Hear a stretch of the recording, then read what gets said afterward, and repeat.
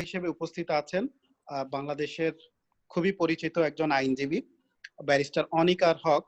ওনার অনেকগুলো পরিচয় রয়েছে, তার মধ্যে আমি মনে করি একটি বড় পরিচয় উনি বাংলাদেশের এখনকার তরুণ প্রজন্মের আইনজীবীদের মধ্যে স্বনামধন্য।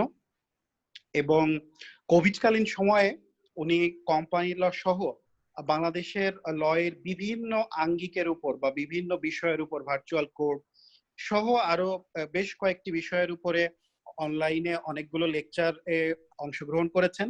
নিজে উদ্যোগী হয়ে কোম্পানি লয়ের উপরে সম্ভবত, আমি যদি ভুল করে না থাকি, 2টি লেকচার দিয়েছেন। এবং এর পাশাপাশি এখনকার সময় বিভিন্ন ভার্চুয়ালি আমরা যে ওয়েবিনার গুলো দেখছি, সেখানেও উনি একজন রিসোর্স পার্সন হিসেবে ওনার মূল্যবান মতামত দিয়ে থাকেন। এর পাশাপাশি আমরা যেটা দেখেছি যে সাপ্তাহিক একটি অনুষ্ঠান আইন কানুন, যেটি জি টিভিতে প্রতি বুধবারে অনুষ্ঠিত হয়, সেই অনুষ্ঠানের তিনি হোস্ট। এবং আমি মনে করি আজকের অনুষ্ঠানের বড় পরিচয় হচ্ছে যে উনি একজন কোম্পানি লয়ের প্র্যাকটিশনার, বা কোর্টে উনি কোম্পানি লয়ের উপরে মামলা করেন এবং রেগুলার প্র্যাকটিস করে থাকেন। আরেকটি বিষয় আমার মনে হয় যে না বললে তার প্রতি জাস্টিস করা হবে না, সেটি হচ্ছে ব্যারিস্টার অনিকার হকের সেন্স অফ হিউমার বা তার উইট। আপনারা যদি তাকে ফেসবুকে ফলো করে থাকেন, তার যে রসবোধ বা ওনার যে পোস্ট স্ট্যাটাস আমরা দেখব, সেখানে দেখা যাবে 70 বা 80% অসাধারণ রসবোধে পরিপূর্ণ। তো সেই জায়গাটাতেও আমি মনে করি যে উনি একটি অনন্য বা একটি ব্যতিক্রমী বৈশিষ্ট্য আমাদের আইনজীবীদের মধ্যে উপস্থাপন করেছেন। কারণ আইনজীবীদের নিয়ে একটা কথা আছে যে আইনজীবীরা অনেক বেশি সিরিয়াস, বা এই রসবোধের হয়তো বা ঘাটতি থাকে। তো আমরা অনেকদিন পরে এরকম রসবোধ সম্পন্ন একজন আইনজীবী পেয়েছি। তার পাশাপাশি তো আমি যেটি বলেছি যে উনি কোম্পানি লয়ের প্র্যাকটিশনার, উনি অত্যন্ত ব্যস্ত মানুষ। তো আমাদের ছাত্রদের জন্য তিনি আজকে আমাদেরকে সময় দিয়েছেন, এই কারণে আসলেই আমরা কৃতজ্ঞ তার প্রতি। আমি খুব বেশি কথা বলবো না, আমি সরাসরি আমাদের স্পিকারের কাছে চলে যাব। তার আগে জাস্ট দুই একটি কথা, ওনার সঙ্গে যখন আমার কথা হচ্ছিল যে আমাদের বিশ্ববিদ্যালয়ে এসে একটা লেকচার দেওয়ার জন্য, স্পিচ দেওয়ার জন্য, তখন কিন্তু আসলে আমরা আলোচনা করছিলাম কোম্পানি ল এরকম একটি ভাস্ট বিষয়, যেটি হয়তো বা একদিনে 1 ঘন্টায় একটা লেকচারে কভার করা সম্ভব না।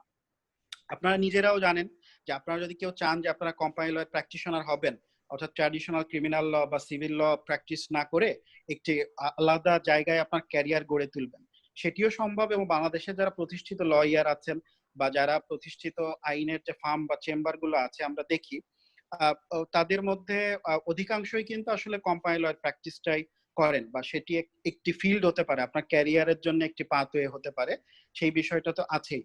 আর আমরা আমাদের আজকের এই অনুষ্ঠানের আয়োজনের উদ্দেশ্য হচ্ছে, আমি আমার খুব ক্ষুদ্র অভিজ্ঞতা দিয়ে যেটি বলতে পারি, যে বাংলাদেশের সরকারি এবং বেসরকারি বিশ্ববিদ্যালয়ে কোম্পানি ল পড়ানোর মতো ভালো এক্সপার্ট আমাদের দেশে আমার মনে হয় যে স্বল্পতা রয়েছে। এবং যারা প্র্যাকটিশনার, ওনারা নানা কারণেই হয়তো বা আমাদেরকে সময় দিতে পারেন না। সেই কোভিডকালীন সময়ে আমরা অনলাইনে অন্তত ব্যারিস্টার অনিক হককে পেয়েছি আজকে কোম্পানি ল বিষয়ে একদমই প্র্যাকটিশনার্স পার্সপেক্টিভ থেকে, অর্থাৎ কোর্টে ডে টু ডে রেগুলার লাইফে কি হয় সেটি হয়তো বা উনি আপনাদের সঙ্গে শেয়ার করবেন। এই স্বল্প সময়ে সম্ভব না, তো আমরা চাইবো পরবর্তীতে ওনাকে আমাদের মাঝে পেতে, বা ভবিষ্যতে অন্য কোনো অনুষ্ঠানে অন্য কোনো টপিকে আমরা তাকে নিশ্চয়ই পুনরায় চাইবো। তো আমার যথেষ্ট সন্দেহ আছে আজকে হয়তো বা এই আলোচনা 1 ঘন্টার মধ্যে সীমাবদ্ধ থাকবে না। অলরেডি আমরা 10 মিনিট সময় নষ্ট করে ফেলেছি। তো আমাদের শিক্ষার্থীদের প্রতি আমার যেটা অনুরোধ থাকবে, যে আমরা সবাই যার যার মাইকটা মিউট করে রাখবো। লেকচার শেষে একটা প্রশ্ন উত্তর বিষয় থাকবে, তখন প্রশ্ন করে আবার মাইকটা মিউট করে দিব, এবং আমরা চেষ্টা করবো অ্যাজ মেনি অ্যাজ কোশ্চেন নেওয়া সম্ভব।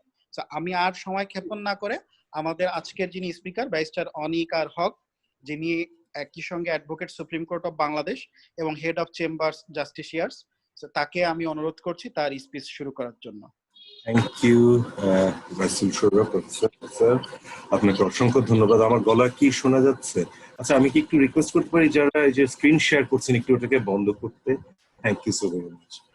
স্ক্রিন শেয়ার করলে যেটা হচ্ছে আমি আপনাদের কাউকে দেখতে পাচ্ছি না, স্যার রাদার যে আমরা সবাই ভিজিবল থাকি।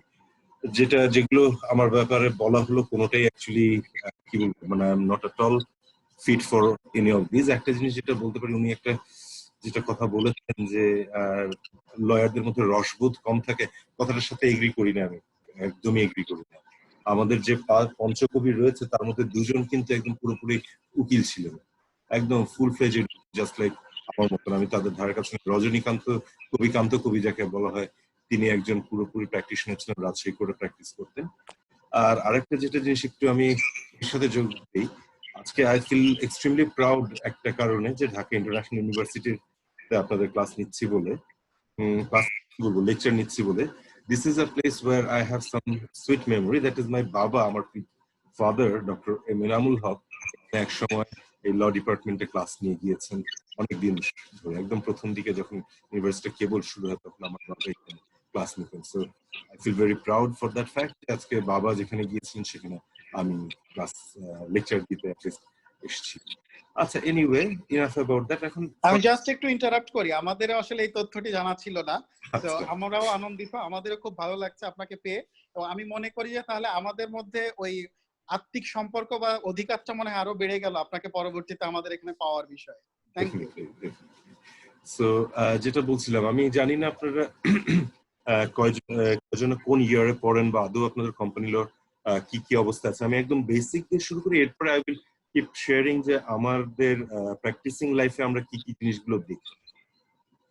First of all, company law এর ব্যাপারে যেটা বলতে পারি যে দিস ইজ বেসিকলি আমাদেরকে যেটা আমাদের মাথার মধ্যে প্রথম থেকে একটা জিনিস ঢুকে যায়, যেটা সৌরভ সাহেব বলছিলেন যে হয় আমি সিভিল লয়ার হব, নয় আমি ক্রিমিনাল লয়ার হব। Believe it not, civil law, criminal law এগুলো কোনোটাই ম্যাটার করে না। আপনাকে প্রত্যেকটাতেই, বাংলাদেশে উই ডু নট হ্যাভ আমাদের ওই লাক্সারিটা নাই যে আমরা কোনো একটা ল এর উপরে স্পেসিফিক্যালি খালি ওটাতেই ফোকাস করি। বাট কেউ যদি কোনো কিছুতে শুধুমাত্র ফোকাস করে করতে চায়, সেটা হচ্ছে এই কোম্পানি ল, বা আমরা বলি কর্পোরেট ল। এটা কোম্পানি ল বলে শুধু ভুল হবে, যে এটার সাথে চলে আসে কমার্শিয়াল ল, কন্ট্রাক্ট ল, এগুলো সবকিছু মিলিয়ে যেটাকে কমার্শিয়াল সাইডটা, কর্পোরেট সাইডটা হয় সেটা। বাট সেগুলো সবকটার বেসই হচ্ছে এই কোম্পানি ল। একটু হিস্ট্রির দিকে চলে যাই। কোম্পানি ল আমাদের দেশে এখন যেটি আমরা ফলো করছি সেটি হচ্ছে company law, the company act of 1994। But এর আগে 1994 সালের আগে আমরা যেটাকে ফলো করতাম সেটা ছিল কোম্পানি অ্যাক্ট 1913, 1913। সো এই ব্রিটিশ আমলেরটাকে আমরা বহু পরে এসে চেঞ্জ করছি। But to be very frank with you, যে দুটোর মধ্যে কোয়ালিটিতে ডিফারেন্স খুব কম। অল্প কিছু জায়গা আমরা এদিক ওদিক করেছি, কিন্তু বেসিক যে জিনিসগুলো, কনসেপ্টগুলো, সেগুলো কিন্তু থেকে গেছে।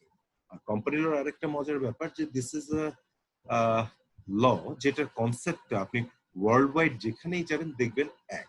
যেমন first of all, raise your hand if you can answer me, I will prefer it this way, যে do you have any idea about juristic personality, যে কোম্পানির একটা আলাদা, যে কোম্পানিকে যে আমরা আলাদা একটা পার্সোনালিটি হিসেবে ট্রিট করি, do you know that?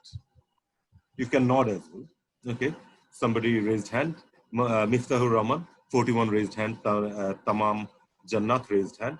Very good. So you see, basically the idea is যে আমি একটা কোম্পানির ডিরেক্টর হতে পারি, বাট কোম্পানির কোনো কাজের জন্য কিন্তু স্পেসিফিক্যালি আমাকে দায়ী করা যাবে না। It is a separate entity, separate personality.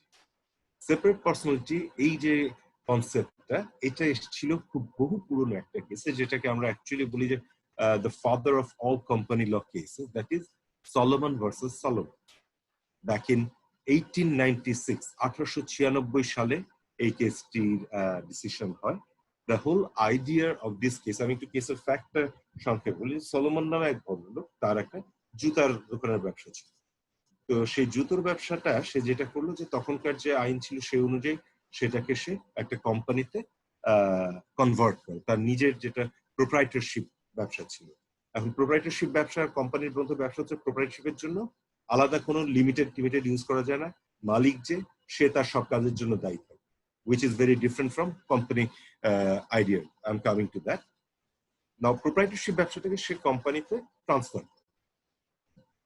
thereafter তার সেই ব্যবসাটা, আচ্ছা, কোম্পানিতে সে তার ছেলেকে, তার বউকে এবং তার বোধহয় মেয়েকে শেয়ার হোল্ডার করে, খুব নমিনাল শেয়ার দিয়ে। অর্থাৎ যদি 100টা শেয়ার থাকে, এদেরকে একটা একটা করে দেয় এবং তার নিজের কাছে 97টা শেয়ার রেখে দেয়। পরবর্তীতে এই বিজনেসটা ফেইল করে, একদম পুরো ডুবে যায়, লিকুইডেটেড হয়ে যায়, যেটাকে আমরা বাংলায় বলি যে লাটে উঠে যায় বা দেউলিয়ার পর্যায়ে চলে যায়।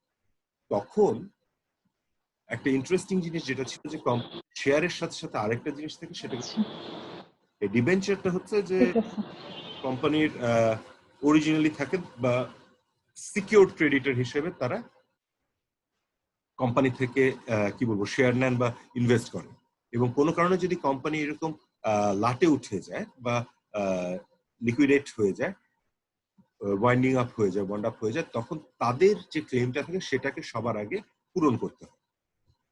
তো সলমন সাহেব অত্যন্ত বুদ্ধিমান ছিলেন। তিনি যেটা করেছিলেন সেটা হচ্ছে যে নিজের নামে অনেকগুলো ডিবেঞ্চার নিয়ে রেখেছিলেন। অ্যাজ এ রেজাল্ট যখন কোম্পানিটা একদম পুরোপুরি ভাবে লাটে উঠতে গেল, তখন দেখা গেল যে বলা হচ্ছে যে যে টাকা রয়েছে সেটিকে আইন অনুযায়ী দিতে হবে হচ্ছে ডিবেঞ্চার হোল্ডারদের কাছে, অর্থাৎ যেটুকু কোম্পানির অ্যাসেট আছে সেটা আবার চলে যাচ্ছে কার কাছে, সেই সলোমন সাহেবের কাছে।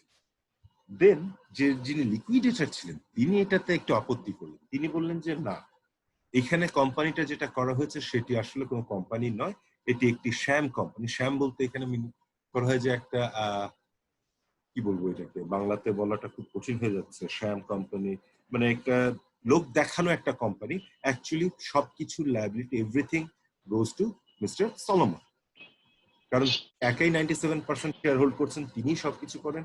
সো কোম্পানির যে দায় দেনা রয়েছে সেটি সলোমন সাহেব পাবেন না, বরং সলোমন সাহেব নিজের থেকে ইন্ডিভিজুয়ালি প্রত্যেকটা যাদের কাছে তার লোন রয়েছিল সেগুলোকে শোধ দিবে। ইন্টারেস্টিংলি ইনাফ, যে ইংল্যান্ডের কোর্ট অফ অ্যাপিল এটাকে হোল্ড করলো যে ইয়েস, এটি একটি শ্যাম কোম্পানি এবং এইখানকার সকল ধার দেনা সবকিছু শোধ করতে হবে সলোমন সাহেব। এইটার আপিল গেল হচ্ছে ইংল্যান্ডের সর্বোচ্চ court, that is House of Lords. And House of Lords এটা যাওয়ার পর হাউস অফ লর্ডস বলছে নো, কোম্পানিটাকে সম্পূর্ণ আইনটাকে ফলো করে, তাদের যে তখনকার যে কোম্পানি অ্যাক্ট ছিল সেটাকে ফলো করে ইনকর্পোরেট করা হচ্ছে, অর্থাৎ কোম্পানিটাকে তৈরি করা হচ্ছে। এখানে ইন্ডিভিজুয়াল স্পেসিফিক আলাদা আলাদা শেয়ার হোল্ডার রয়েছে, যদিও 1 বা 2 বা 3 থাকে, এবং কোম্পানির সাথে কখনোই তার ডিরেক্টরদের, কোম্পানির লায়াবিলিটির সাথে ডিরেক্টরদের লায়াবিলিটি কখনোই মিলানো যাবে না। ফলে যেহেতু ডিবেঞ্চার হোল্ডার হিসেবে সলোমন সাহেব রয়েছেন, সলোমন সাহেবই তার নিজের টাকাগুলোকে আবার নিজে ফেরত নেবেন। যারা তাদের কাছে মানে কোম্পানির কাছে যারা টাকা পেত তারা কিছুই পাবে। This is the basis of company law. First line that we ever learn as company law practitioner or company law student, that a company is a separate distinct entity. আপনারা যদি কখনো জেনারেল ক্লজেস অ্যাক্ট পড়ে থাকেন আমাদের দেশে, তাহলে দেখবেন সেখানে স্পেসিফিক্যালি বলা আছে যে a person will include natural persons like people like me, আমি, আপনি, আপনারা সবাই যারা ন্যাচারালি আমরা মানুষ, এবং on the other hand কিটা থাকবে, it includes juristic personality. Juristic personality হচ্ছে basically company. The difference, as I was saying, between a company and proprietorship concern, আপনারা অনেক সময় রাস্তার মধ্যে যদি যেতে থাকেন তাহলে অনেক দোকানের গায়ে দেখবেন লেখা থাকে M/S, M/S সে XYZ এন্টারপ্রাইজ বা এরকম মেসার্স বলে সেটাকে, রাইট? এই মেসার্স যেগুলোতে থাকবে সেগুলো হচ্ছে প্রোপ্রাইটরশিপ অথবা পার্টনারশিপ। দ্য ডিফারেন্স বিটুইন 3 ধরনের ব্যবসায় প্রতিষ্ঠান থাকে। একটা হচ্ছে প্রোপ্রাইটরশিপ, অর্থাৎ আমি একা, আমি নিজেই মালিক, আমি সবকিছু। পার্টনারশিপ 1 থেকে 7 জনা মিলে, 7 জনের চেয়ে বেশি হতে পারবে না, মিলে যদি কোনো ব্যবসা করে এবং সেটার কোনো রেজিস্ট্রেশন নাই, কোনো নেই, কিন্তু প্রত্যেকটা পার্টনার ইকুয়ালি লায়াবল থাকবে, ঠিক আছে? সেটা হচ্ছে পার্টনারশিপ। এর জন্য আলাদা পার্টনারশিপ অ্যাক্ট রয়েছে। আর থার্ডটা হচ্ছে কোম্পানি। না ওয়েন উই সে কোম্পানি, একটা জিনিস দেখবেন, এটা একদম নিয়ম করে বলা আছে যে কোম্পানির সাথে সবসময় একটা ওয়ার্ড নামের শেষে রাখতে হয়, that is LTD or limited. If you are not a company but use limited, then you are actually committing a crime, you are violating the law. But কিছু কিছু ক্ষেত্রে ওই লিমিটেড শব্দটাকে বাদ দিয়ে দিতে পারে যদি সেটাকে অ্যাপ্লিকেশন করা হয় এবং সেই অ্যাপ্লিকেশনটাকে যদি register of joint stock allow করে। That is basically you will find that in section 16, 17, 18 এইসব আমাদের যে কোম্পানি একটা আছে, যে কোন কোন ক্ষেত্রে সেটির একটা উদাহরণ দিতে পারি। যেমন মনে করেন যে কোন একটা চ্যারিটেবল কোম্পানি করো। চ্যারিটেবল কোম্পানি মানে হচ্ছে যে যারা কোনোদিন কি বলবো, যে কোনো করবে না। May I again request you to stop screen sharing please. if you do that, that will be that actually takes away my thank you so very much. আমি আবারও দুঃখিত ইন্টারফেয়ার করার জন্য। যারা স্ক্রিন শেয়ার করছেন পরবর্তী যদি করেন তাদেরকে আমরা মানে দুঃখের সঙ্গে এখান থেকে রিমুভ করে দিতে বাধ্য হব। সো আমরা আশা করি এই বিষয়ে একটু সতর্ক থাকবেন আপনারা। Thank you. I believe by mistake হচ্ছে আর কি, so let's give them the benefit of doubt.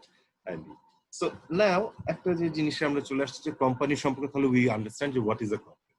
Now একটা ইন্টারেস্টিং প্র্যাকটিসের কথা বলি, এটা কিন্তু প্রচুর আমাদের অ্যাডভোকেটরা করেন, লয়াররা করেন, এবং আমি যখন একদম প্রথম দিকে করেছিলাম তখন আমিও করেছি। সেটি হচ্ছে কোম্পানিকে রেজিস্টার করা। You have nothing to do with court, but এটা হচ্ছে RJSC বলে একটা আমাদের রয়েছে, RJSC and F বলি আমরা সংক্ষেপে। পুরোটা হচ্ছে registrar of joint stock of companies and firms, অর্থাৎ যেখানে পুরো কোম্পানি, সবগুলো কোম্পানি, বাংলাদেশে যে কটা কোম্পানি আছে সব কটার ইনফরমেশন থেকে শুরু করে সবকিছু রাখবে এই কোম্পানিটাকে, সেখানে যে রেজিস্ট্রেশন করবে। এখন আমি ফার্স্ট একটু খুব সংক্ষেপে বলে নিই যে রেজিস্ট্রেশন গুলো কিভাবে করতে হয়। আগে আমাদের যেটা ছিল যে আমরা ড্রাফট করে নিয়ে হাতে যেতাম, এখন খুব ইজি হয়ে গেছে। এখন you can go online, and অনলাইনে বেশিরভাগ কাজ করা যায়। এটার অ্যাড্রেস বোধহয় rjsc.bd.gov.bd or something of that sort. You can just find it out. এখানে যেটি করতে হয় সেটি হচ্ছে যে প্রথমে আপনাকে কোম্পানিটা একটা তৈরি করতে গেলে কয়েকজনা প্রমোটার লাগবে। প্রমোটার মানে যারা ইনিশিয়ালি কোম্পানিটাতে শেয়ার হোল্ডার হবেন, যাদের ইনভেস্টমেন্টে কোম্পানিটা তৈরি হচ্ছে, তাদেরকে আমরা অনেক সময় প্রমোটার বলি, অনেক সময় আমরা তাদেরকে ফাউন্ডিং শেয়ার হোল্ডার বলি, অনেক কিছু। But the concept is this যে there has to be some. Now remember one thing, when we are talking about ওইটাতে যাওয়ার আগে আরেকটা জিনিস ক্লিয়ার করে, যে কোম্পানির দু রকমের কোম্পানি হয়, একটা হচ্ছে প্রাইভেট লিমিটেড কোম্পানি, আর একটা হচ্ছে পাবলিক কোম্পানি। দ্য ডিফারেন্স একটু পরে আসছে, ওটাতে ওটা একটু ডেপথে যে বলতে হবে। অ্যাকচুয়ালি যেটা বলছিলেন যে 1 ঘন্টার মধ্যে যদি কেউ কোনো ভদ্রলোক কোম্পানি ল পুরো ব্যাপার কনসেপ্ট সবার মাথায় দিতে পারে, তাকে I would love to have him with me. যে এত কনসাইসলি বা এটা কোনোদিন সম্ভব না। এটা ইনফ্যাক্ট যখন রাসূল সাহেবের সাথে আমার কথা হচ্ছিল, আমি বলেছিলাম যে এটা তো 1 সেমিস্টারও শেষ হওয়ার মতন সাবজেক্ট নেই, এটাকে 2-3 সেমিস্টার ধরে আপনাদেরকে শিখতে হবে কোম্পানি ল। ইনফ্যাক্ট আমি প্র্যাকটিস করছি আজকে ঠিক 22 বছর হচ্ছে, এখনো আমার ধারণা যে আমি কোম্পানি ল সম্পর্কে কিচ্ছু জানি, because it is such a vast subject. Every day it's changing, it's an ever changing subject. So যতখানি পারি I will try to cover today, and 1 ঘন্টায় definitely হবে না, যতক্ষণ পারি, as long as you guys want I am here. But anyway, যেটা বলছিলাম যে কোম্পানির তাহলে দুটো টাইপ আছে, একটা প্রাইভেট লিমিটেড কোম্পানি, একটা public limited company. Let me talk about private limited company first. Private limited কোম্পানিকে যদি আপনি ইনকর্পোরেট করতে চান, তাহলে যেটি লাগবে সেটি হচ্ছে ফার্স্ট অফ অল কিছু promoter share holder, sponsor share holder. এরা ইনিশিয়ালি কোম্পানিতে ইনভেস্ট করবে। এখন এখানে আরো অনেকগুলো জিনিস আছে, যেমন আপনাকে ঠিক করতে হবে যে what is going to B the share capital of the company, অর্থাৎ কত টাকা এই কোম্পানিটাতে রয়েছে সেটার উপরে ডিপেন্ড করবে যে আপনারা কতটুকু শেয়ার দিচ্ছেন। নট নেসেসারিলি একটা কোম্পানিতে 1000 শেয়ার থাকতে পারে, বাট সাবস্ক্রাইব করা অর্থাৎ পেইড আপ করা, আমরা 5 জন যদি থাকি, আমরা 5 জনে যে 200 করে নিয়ে 1000 শেয়ার কিনবো, নট নেসেসারিলি আমরা 500 শেয়ার কিনতে পারি 100 করে, আর বাকি 500 রেখে দিতে পারি। আবার এই 100-র মধ্যে দেখা যাবে যে হয়তো আমার কিছু বেশি, আরেকজন একটু কম, এরকম থাকতে পারে। দিস আর মানে আমি জাস্ট টাচ করে যাচ্ছি। বাট যে জিনিসটা খুব ইম্পর্টেন্ট থাকে সেটি হচ্ছে যে এই শেয়ার হোল্ডারদের সবাইকে মিলে দুটো ডকুমেন্ট তৈরি করতে হয়। একটি হচ্ছে মেমোরান্ডাম অফ অ্যাসোসিয়েশন, আর একটি হচ্ছে articles of association.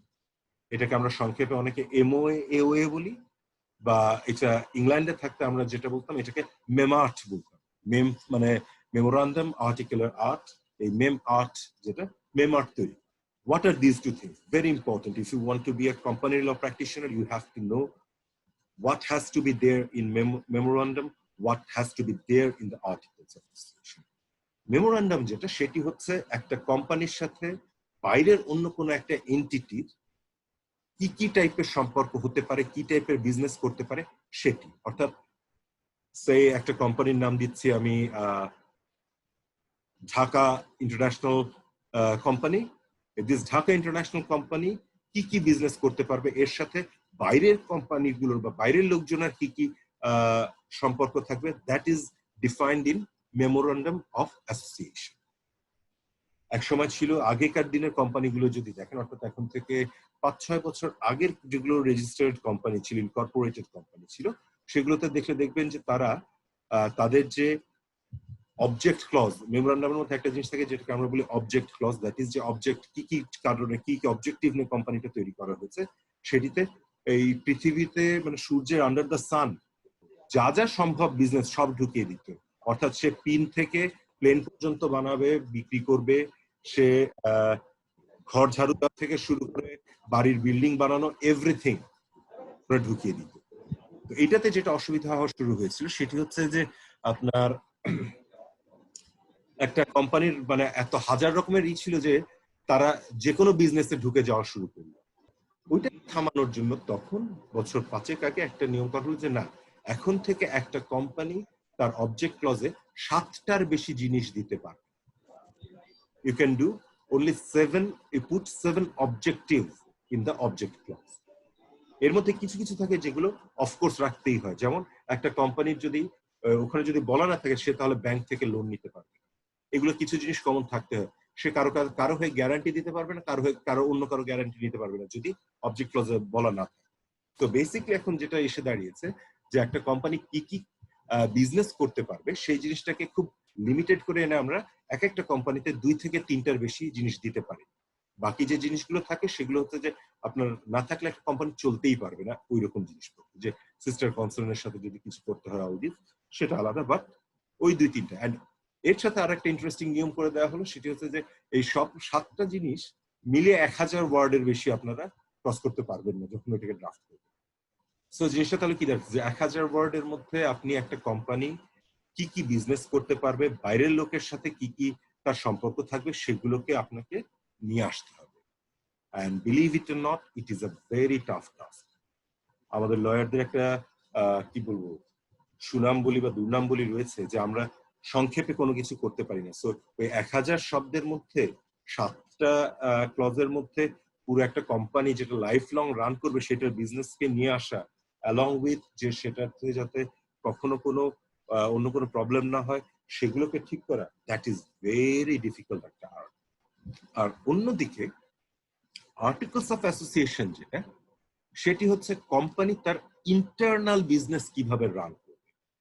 Internal business মানে শেয়ার হোল্ডারদের মধ্যে সম্পর্ক কিরকম, প্রত্যেকটা শেয়ার হোল্ডারের মধ্যে ম্যানেজিং ডিরেক্টর আছে, চেয়ারম্যান আছে, তাদের কে কার কি দায়িত্ব থাকবে, ডিরেক্টররা কি কি কাজ করতে পারবে, যদি ডিরেক্টর না হন তাহলে যদি আপনি এমনি শেয়ার হোল্ডার হন তাহলে আপনার কি রাইট থাকবে, যদি শেয়ার ট্রান্সফার করতে হয় কিভাবে করবে, অর্থাৎ ইন্টারনাল যে বিষয়গুলো রয়েছে সেগুলো থাকবে articles of association. It is also very important, but এইটাতে একটা যেটা আমাদের ফ্রিডম আছে যে এইখানে কোনো ওই ধরা বাঁধা বাধ্যবাধকতা নাই যে এতটা ক্লজের মধ্যে বা এতটা সেকশনের মধ্যে আমাকে শেষ করতে হবে, এটাতে অঢেল জিনিসপত্র। এবং ইন্টারেস্টিংলি ইনাফ আরেকটা জিনিস বলে রাখি যে অনেকগুলো জিনিস রয়েছে যেগুলো একই রকমের কিন্তু বিভিন্ন নামে চলে। যেমন যদি আজকে যদি আপনি একটি ট্রাস্ট তৈরি করেন, সেই ট্রাস্টের যে ডিড হবে সেটার পরে একটা আপনাকে ট্রাস্টের ডিডটা হবে অবজেক্ট ক্লজের মতন, এর সাথে আপনার একটা সংঘ বিধি তৈরি করতে হয়, দ্যাট ইজ যে কিভাবে জিনিসটা রান করবে, সেটা কিন্তু হুবহু এই আর্টিকেলস অফ অ্যাসোসিয়েশন। তারপর আপনি যদি ফাউন্ডেশন তৈরি করেন আন্ডার সোসাইটিজ রেজিস্ট্রেশন অ্যাক্ট যদি একটা তৈরি করেন, সেখানেও এই একই টাইপের প্রসিডিউরই ফলো করে আপনাকে তৈরি করতে। Anyway I digress. So articles of অ্যাসোসিয়েশনে আপনার নিজেরা কোম্পানির ভিতরে কিভাবে ইন্টারনালি তারা কিভাবে রান করবে সেটা ঠিক করা, যে কতদিনে কয়বার মিটিং হবে, মিটিং ডাকার পদ্ধতি কি, মিটিং এর জন্য কি কি নোটিশ দিতে হবে, শেয়ার ট্রান্সফার কিভাবে যায়। একটা ইন্টারেস্টিং জিনিস মনে রাখবেন যে আপনার প্রাইভেট কোম্পানিতে শেয়ার যদি আমরা 5 জনা মিলেও করি, ইউজুয়ালি যে জিনিসটাকে আমরা বলি ট্রান্সমিশন অফ শেয়ার, সেটি সবসময় থাকে। অর্থাৎ আমি বাইরের কাউকে বিক্রি করার আগে আমার যে বাকিরা শেয়ার হোল্ডাররা আছে তাদেরকে আমার অফার করতে হবে। This is basically within the definition of private limited company. I will come to that a little bit later. এইখানে একটা ইন্টারেস্টিং জিনিস আছে যে মেমোরান্ডামে যদি আপনি পরবর্তীতে কোনো পরিবর্তন আনতে চান, if you want to change the memorandum of association, তাহলে আপনাকে যেটি করতে হবে সেটি হচ্ছে যে কোর্টে, আমাদের হাইকোর্টে অ্যাপ্লিকেশন নিয়ে যেতে হবে। and that is basically under section 12 of the Company Act. Section 12 of the Company Act এর আন্ডারে আপনাকে একটা অ্যাপ্লিকেশন করতে হবে। আপনাদের সাথে কি কোম্পানি অ্যাক্টটি রয়েছে? বোধ হয় না, আমি জাস্ট আপনাদের জন্য একটু পড়ে দিচ্ছি যে alteration of memorandum. Subject to the provisions of this act, a company may, by special resolution, alter the provision of its memorandum with respect to the objects of the company, so far as may be required, enable it to carry on its business more economically or more efficiently, or to attain its main purpose by new or improved means. এরকম 5-7টা আছে, but সবচেয়ে important part যেটা সেটা হচ্ছে এই দুটোই, যে আপনার যদি দেখাতে পারেন যে আপনার কোম্পানির বিজনেসটাকে আপনি আরো মোর ইকোনমিক্যালি অর এফিশিয়েন্টলি রান করতে চাইছেন, অর্থাৎ আরো লাভজনক করতে চাইছেন অথবা আরো সুচারুরূপে রান করতে চাইছেন, তখন আপনাকে সেকশন 12 এর অ্যাপ্লিকেশন আপনি ইনভোক করতে পারেন। এটি জাজ করার ক্ষমতা আছে শুধুমাত্র হাইকোর্টে, আমাদের জুরিসডিকশন। অ্যান্ড আমি যখন প্রথম আমাদের হাইকোর্টে এসে প্র্যাকটিস করা শুরু করি, দ্যাট ইজ 2001 সালে, প্রথম দিকে যখন আমরা কোম্পানি কোর্টে যেতাম তখন শুধুমাত্র এই কাজগুলোই করতাম। এই 1213 এর অ্যাপ্লিকেশন, সেকশন 12 এ অ্যাপ্লিকেশন করতে, সেকশন 13 এ যাচ্ছে অর্ডার। এটাই আমি প্রায় 2-3-4 বছর শুধু এটাই করে আমাদেরকে চলতে হয়েছে। বিকজ দেখা যায় যে কোম্পানি যখন করছে, সময়ের সাথে সাথে তার চাহিদা পরিবর্তন হচ্ছে, কোম্পানির সিস্টেম পরিবর্তন হচ্ছে, সবকিছু। সো সেগুলোকে মাথায় রেখে তো আর কি বলবো, অত ফিউচার তো চিন্তা করে করা যায় না কোনো ডকুমেন্ট। সো তখন আপনার ওই মেমোরান্ডামটাকে পরিবর্তন করতে হয়, এবং এই মেমোরান্ডাম পরিবর্তনের জন্য আপনাকে হাইকোর্টে আসতেই হয়। এবং এটা একদম আপনারা যারা ইনিশিয়ালি শুরু করবেন হাইকোর্টে এসে প্র্যাকটিস বা দিতে, দেখবেন যে এই জিনিসই আপনাদেরকে হয়তো প্রথমে হাত পাকাতে হবে, এবং এটার মধ্যে কথা বলা থেকে শুরু করে। কিন্তু এখানে আপনারা যদি লটা পড়ে দেখেন, দেখবেন একটা ওয়ার্ড আছে স্পেশাল রেজলিউশন। স্পেশাল রেজলিউশনের কিন্তু আবার অন্য আলাদা একটা রয়েছে, কি বলবো আপনার মিনিং রয়েছে। সেই মিনিংটি হচ্ছে যে আপনার কোম্পানির অর্ডিনারি না, এটার জন্য একটা স্পেশাল মিটিং ডাকতে হয়। স্পেশাল মিটিং এর জন্য আলাদা আলাদা প্রত্যেকটা মিটিং এর আলাদা আলাদা কোরাম থাকে, আলাদা আলাদা ভোটিং পাওয়ার থাকে, কতটা হলে কত পার্সেন্টেজ হলে এটা এই হবে, কারা মিটিং ডাকতে পারবে, এগুলো সবকিছু মাথায় রেখে সেগুলো করতে হয়। সো প্রত্যেকটা ওয়ার্ড খুব ইম্পর্টেন্ট। যদি বলি special resolution, you have to understand that it has to be special meeting, not an ordinary meeting. Ordinary meeting কি সেটা, মানে জেনারেল মিটিং কি, সেগুলো আজকে আমি কভার করতে পারবো কিনা আমি জানি না, but I will try.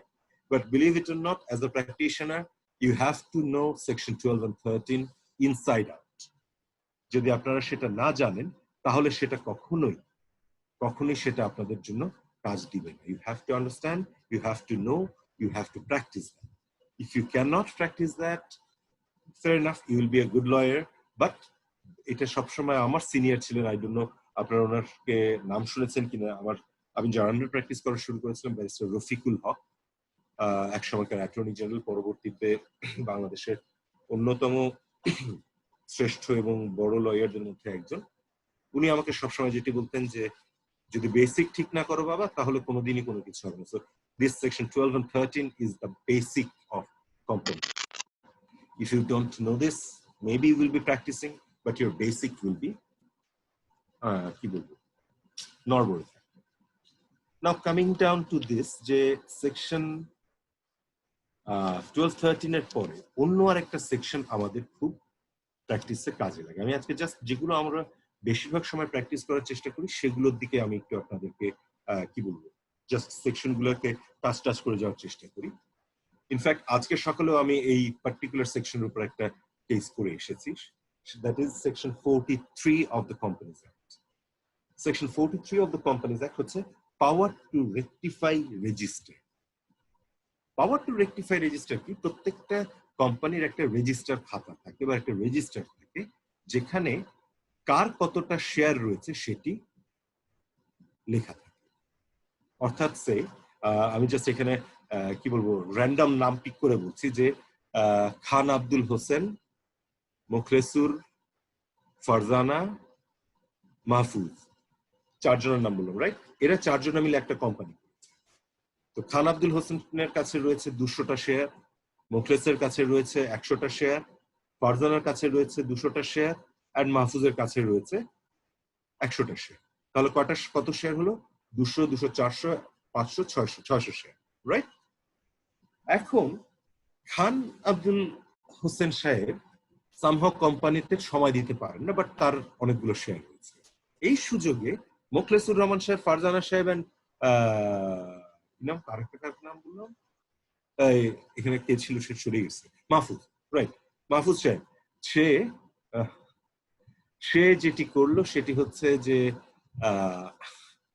can I again say that can we stop the share stream?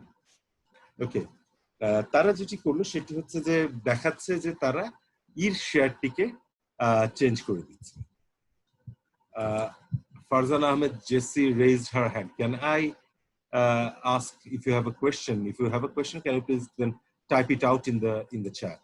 Then I will see that. Thank you. Right. So তারা যেটা করলো সেটি হচ্ছে যে জোর করে খান আব্দুল হোসেন সাহেবের দেখাচ্ছে যে তার 200 শেয়ারের মধ্যে 100 শেয়ার মুখলেস সাহেবকে ট্রান্সফার করে দিচ্ছে, 100 শেয়ার ফারজানা সাহেবকে ট্রান্সফার করে দিচ্ছে। খান আব্দুল হোসেন সাহেব এটা জানতে পেরে বললেন যে no no no, there is something wrong. তখন তিনি এই সেকশন 43 এর আন্ডারে এসে কেস করলেন।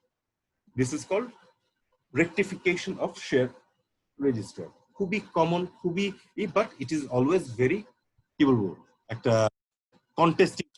কখন সেটা হতে পারে আমি জাস্ট এখানে দুটো জিনিস আপনাদেরকে মাথায় রাখতে হবে, যে the court has the power to rectify register if the name of any person is without sufficient cause entered in or omitted from the register of members of a company.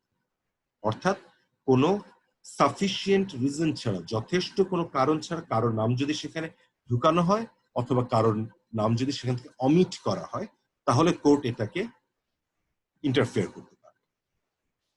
Or default is made or unnecessary delay takes place in entering the register, the fact of any person having become or ceased to be a member. এটার আরেকটা যেটা ground আছে সেটি হচ্ছে যে আমি একটা কোম্পানিতে শেয়ার কিনেছি কিন্তু বাকি শেয়ার হোল্ডার সেখানে কোনো সুযোগ দিচ্ছে না, তখন আমি যে কোর্টের কাছে অ্যাপ্লাই করতে পারি যে আমি এই যে এত তারিখে এই শেয়ার কিনেছি, আমার নাম তারা শেয়ার হোল্ডার হিসেবে দিচ্ছে না, ফলে আমি কোম্পানি থেকে যে লভ্যাংশ পাওয়ার কথা সেটি পাচ্ছি না। তখন আমরা সেকশন 43 কে ইনভোক করতে পারি। বাট বেশিরভাগ সময় যেটি কেস হয় সেটি হচ্ছে দুই শেয়ার হোল্ডারের মধ্যে গন্ডগোল। দুই শেয়ার হোল্ডারের মধ্যে গন্ডগোলটা কিরকম, যেমন আজকে আমার যে কেসটা ছিল সেটার ফ্যাক্টটা ভেরি ইন্টারেস্টিং, যে চিটাগাং এর একটা স্টিভেডর কোম্পানি, সেখানকার এক শেয়ার হোল্ডার বলছেন যে আরে এইখানে ওই আদার লোক, মানে অন্য যে শেয়ার হোল্ডাররা আছে তারা যেটা করছে সেটা হচ্ছে যে তারা তাদের নিজেদের শেয়ার তাকে অফার না করে বাইরের লোককে করছে যাতে শেয়ার হোল্ডারের নাম্বার বেড়ে যায়। অর্থাৎ সেই খান আব্দুল হোসেন সাহেবের শেয়ার গুলো তার কাছেই থাকলো, কিন্তু কাকার নাম বলেছিলাম, সরি, মুখলেস সাহেব আর ফারজানা এই দুইজনে মিলে কি করছে, তাদের নিজেদের শেয়ারটাকেই অন্য কাউকে না দিয়ে ট্রান্সফার করে দিচ্ছে তাদের ছেলে মেয়ে, হাজবেন্ড, ওয়াইফ, তাদের কাছে, যে যাতে কি হবে বোর্ডের মধ্যে বা শেয়ার হোল্ডারের মধ্যে তাদের নাম্বারটা বেড়ে যাবে, এই ভদ্রলোকের ভোটিং পাওয়ারটা কমে যাবে। তখন যেটা হয়, তখন তারা চলে আসেন কোর্টের মধ্যে, এক্স্যাক্টলি যেটা হয়েছে আমার আজকের যে কেসটাতে সেটিতে, যে একে এমন ভাবে কোণঠাসা করে ফেলছে যে এর আর কোনো উপায় নাই, তাকে শেয়ার কিনতেও দিচ্ছে না, বিক্রিও করতে দিচ্ছে না, বা নিজেদের মধ্যে ট্রান্সফার করে নিজেদের সংখ্যা বাড়িয়ে নিচ্ছে, এবং তারপরে তারা বোর্ড অফ ডিরেক্টরে ঢুকে যাচ্ছে, বোর্ড অফ ডিরেক্টরের মধ্যে দে আর রুলিং এই ভদ্রলোকের কিছু করার। তখন তারা চলে আসেন হচ্ছে সেই সেকশন 43 আন্ডারে অ্যান্ড অল। তো এটাতে অ্যাপ্লিকেশন করলে কোর্টের কাছে দেখাতে হয় যে কি এক্স্যাক্টলি ঘটেছিল, কিভাবে কি হয়েছিল, এই সব কিছু। এগুলো যখন হয়ে যায় তারপরেই শুধুমাত্র 43 তে কি হয়, এবং যেটা বললাম যে 43 খুব কন্টেস্টেড হয়। কন্টেস্টেড মানে 12-13 এ ইউজুয়ালি আপনার বিরোধিতা করার কেউ থাকে, আপনি গেলেন দেখালেন যে আমার এই কারণে দরকার, দিয়ে এটা কোম্পানির নিজের ফেভারের জন্য। বাট 43 হচ্ছে কোম্পানির মালিকানা নিয়ে বেসিক্যালি যুদ্ধ, যে আমি বেশি না তুমি বেশি, that fight, and that actually becomes very very heated. Usually দেখা যায় যে chairman versus managing, private limited company হলে চেয়ারম্যান ভার্সেস ম্যানেজিং ডিরেক্টর। ওহো আচ্ছা, একটা বেসিক কনসেপ্ট দিতে ভুলে গেছি, private limited company, public limited company. Raise your hand if you guys, any of you know the difference between the two. এই দুইটার মধ্যে ডিফারেন্স কেউ কি আমাকে বলতে পারবেন? Private limited company and public limited কোম্পানির মধ্যে পার্থক্য? পাবলিক লিমিটেড কোম্পানি, একটার নাম বলেন দেখি, কেউ একজন নাম, raise your hand, who can, একটা পাবলিক লিমিটেড কোম্পানির নাম। Jyoti 54, please. Sonali Bank Limited.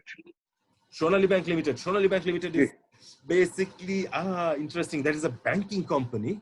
That is another part, and you know that Sonali Bank Limited is a Bangladesh government owned company, right? As it is a Bangladesh government, এটার shareholder কিন্তু আমরা সাধারণ লোকজন হতে পারবো না, সরকারের নির্ধারিত লোকজন রয়েছেন তারাই হবে. Afroza Jasmine, to everyone, she has written the name of Beximco. Yes, Beximco Limited, Beximco Pharmacy Limited, Pharma Limited. এগুলো হচ্ছে public company. What is the difference between the two?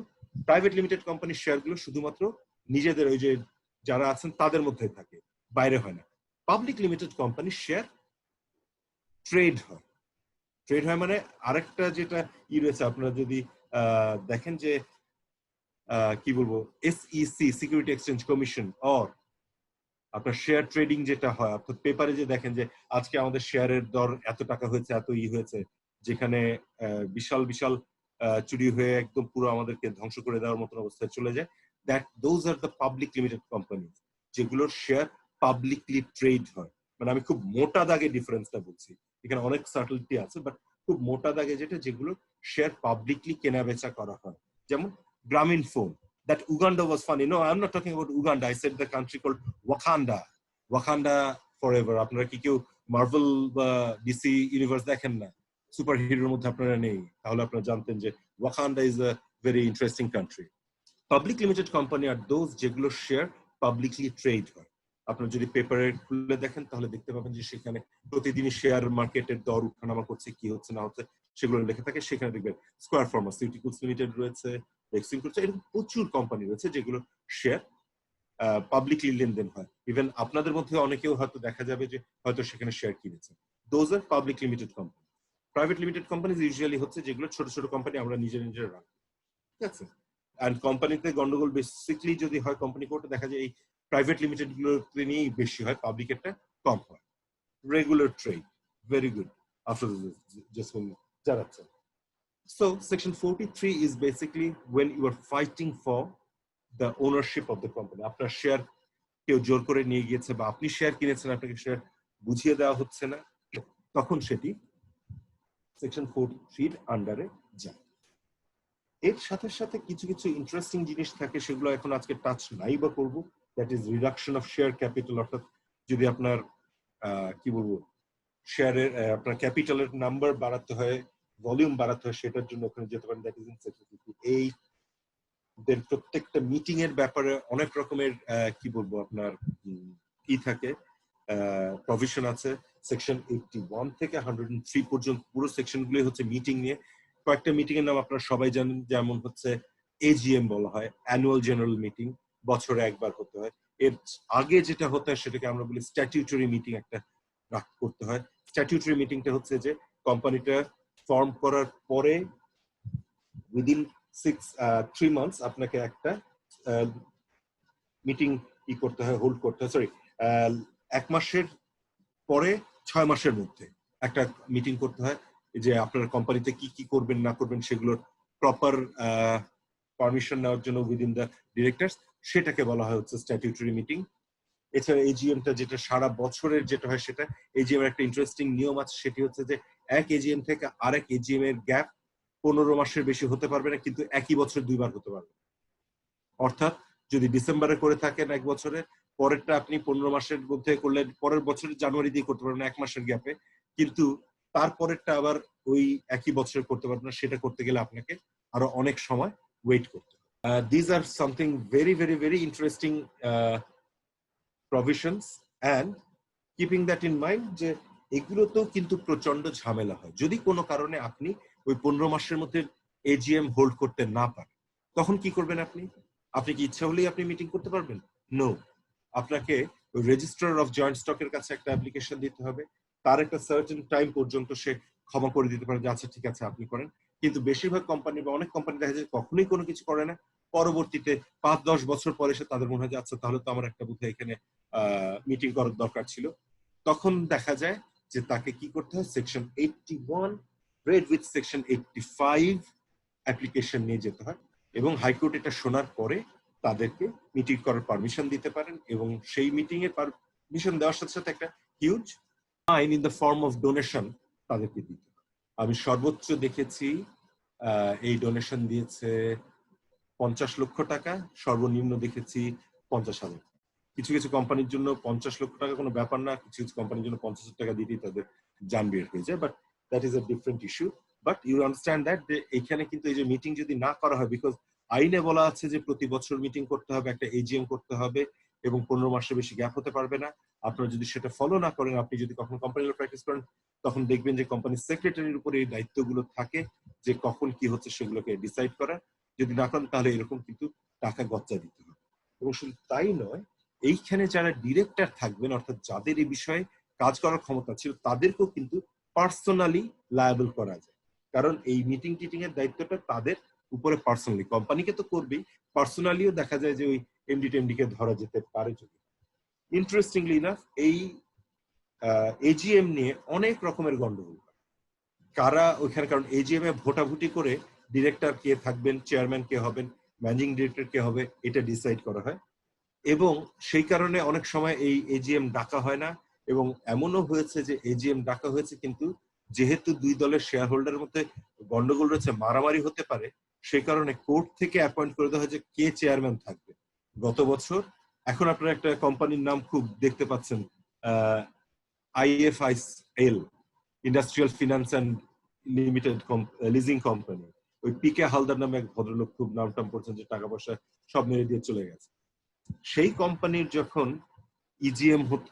AGM হতে গিয়েছিল, সেই এজিএম এর সময় দেখা গিয়েছিল যে বিশাল গন্ডগোল চলছে, এবং কে থাকবে সেখানে, চেয়ারম্যান হবে, কিভাবে ভোটাভুটি হবে, মারামারি হবে, পুলিশ আসবে। তখন কোর্ট থেকে বলে দেওয়া হয়েছিল যে দুজনাকে চেয়ারম্যান করে, আমাদের কোর্টের দুজন সিনিয়র অ্যাডভোকেটকে চেয়ারম্যান করে দায়িত্ব দেওয়া হলো যে তারা যাতে শান্তিপূর্ণভাবে এটাকে শেষ করেন। সো এখানেও কিন্তু একটা কন্টেনশিয়াস ইস্যু আসতে পারে। এটা গেল এজিএম এর ব্যাপারে। অন্য আরেক ধরনের মিটিং আছে, সেটিতে আরো বেশি গন্ডগোল হয়, সেটা হচ্ছে EGM, extraordinary general meeting. Extraordinary general মিটিংটা কি? সেটা হচ্ছে যে আপনারা বারবার করে চাইছেন যাতে একটা মিটিং ডাকা হয়, কিন্তু কোম্পানির যারা রয়েছেন বা যারা মেজরিটি রয়েছেন, যাদের সংখ্যাধিক্য রয়েছে, তারা মিটিংটা ডাকছেন। তখন আপনার যদি 1/10 বা আপনাদের মিলিয়ে যদি 10 ভাগের 1 ভাগ 10% শেয়ার হোল্ডিং থাকে, তখন আপনারা একটা চিঠি দিতে পারবেন। চিঠির মধ্যে দিয়ে বলতে পারেন যে আমি তোমাকে এত তারিখে, কোম্পানির চেয়ারম্যানকে, যে আমি এত তারিখে একটা মিটিং কল করার জন্য তোমাদেরকে বলছি, তোমরা যদি মিটিং না ডাকো, এই এই সাবজেক্টে এত তারিখে এই এই এজেন্ডা, অর্থাৎ মিটিং এ কি কি আলোচনা হবে, এই এজেন্ডা দিয়ে আমি তোমাদেরকে মিটিং ডাকার জন্য অনুরোধ করছি। তখন যদি সেই মিটিংটা না ডাকা হয়, তাহলে 21 দিনের একটা নোটিশ দিয়ে এই 10% শেয়ার হোল্ডাররাই এন্ড ডিরেক্টররাই আলাদাভাবে ওদেরকে বাদ দিয়ে মিটিং ডাকতে পারে, এবং সেই মিটিংটা একটা ভ্যালিড মিটিং। এখন বুঝতেই পারছেন যে এই মিটিংটাতে যখন এরকম কেউ ডাকার কথা বলছে কিন্তু ডাকছে না, তার মানে ওখানে কিছু একটা গন্ডগোল রয়েছে। এবং গন্ডগোল মানে কারা আসছে? গন্ডগোল মানে আমাদের উকিলদের একটা, কি বলবো, পোয়াবারও হয়ে যাচ্ছে যে আচ্ছা ঠিক আছে, ওইখানে গন্ডগোল লাগছে, তার মানে একজন যে এটাকে কোর্টে নিয়ে যাবে, আরেক দল ওটাকে ডিফেন্ড করবে। So this section is again very important, that is section 84। এটা আপনারা মনে রেখে যদি একটু পড়ে নেন, এবং সেকশন 85টাও যদি পড়ে নেন, তাহলে this will help you immensely. And remember that when I said special resolution, এই প্রথমে যখন বলেছিলাম মেমোরান্ডামের ব্যাপারে চেঞ্জ করার, অল্টারেশনের জন্য, এই এক্সট্রাঅর্ডিনারি এন্ড স্পেশাল রেজলিউশন হচ্ছে এইভাবে নিতে হয় যে you have to have 3/4 majority, otherwise this will not be an extraordinary resolution. এরপরে আরেকটা সেকশনের প্র্যাকটিস আমাদের খুব বেশি থাকে, সেটাকে আমরা বলি 233 সেকশন। সেকশন 233 হচ্ছে minority protection. What is the minority protection? আপনি যখন শেয়ার হোল্ডার হচ্ছেন একটা কোম্পানির, আপনার নিয়ম অনুযায়ী ইকুয়ালি আপনাকে সবকিছু, সব দেওয়া হবে, কি বলে, সুযোগ সুবিধা সবকিছু দেওয়া হবে।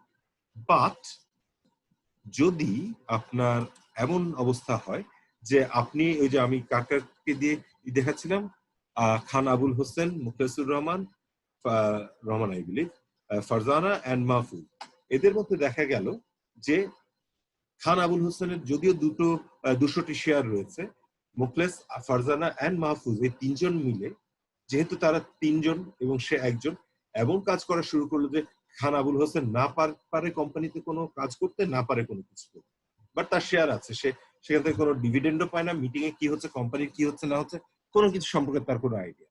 অথবা তারা এমন একটা কিছু ডিসিশন নিচ্ছে যেটিতে কোম্পানির অথবা খান আবুল হোসেনের নিজের কোনো ক্ষতি হতে পারে। সেই সময় আমরা যে কোর্টে অ্যাপ্লিকেশনটা দিই সেটি হচ্ছে সেকশন 233 তে, মাইনরিটি প্রোটেকশন।